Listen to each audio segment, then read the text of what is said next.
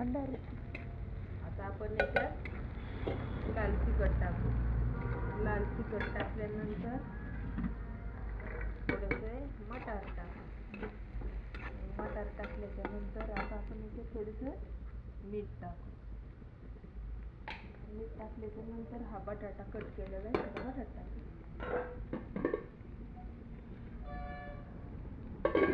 बटाटा टाकल्यानंतर याला तर चांगलं मिक्स करून घेऊ.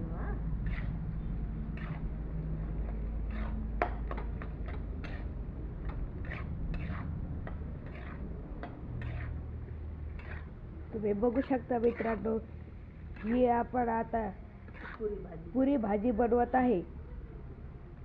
ह्याच्यात काही मसाले येत आहे, त्याला आपण हलवून घेऊया.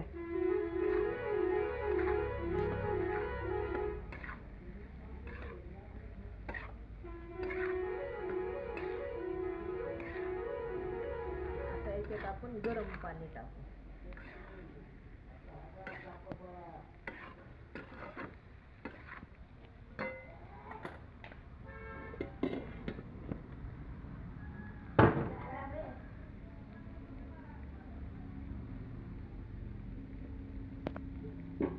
तर मित्रांनो, हे गावाकडचा पेरू आहे.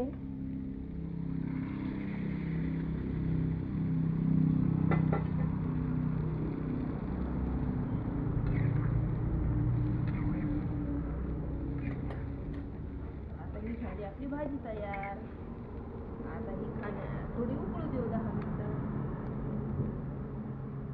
जवळच हे भाजी उकळते मित्रांनो, तरच मी तुम्हाला गावाकडचं सगळं दाखवतो.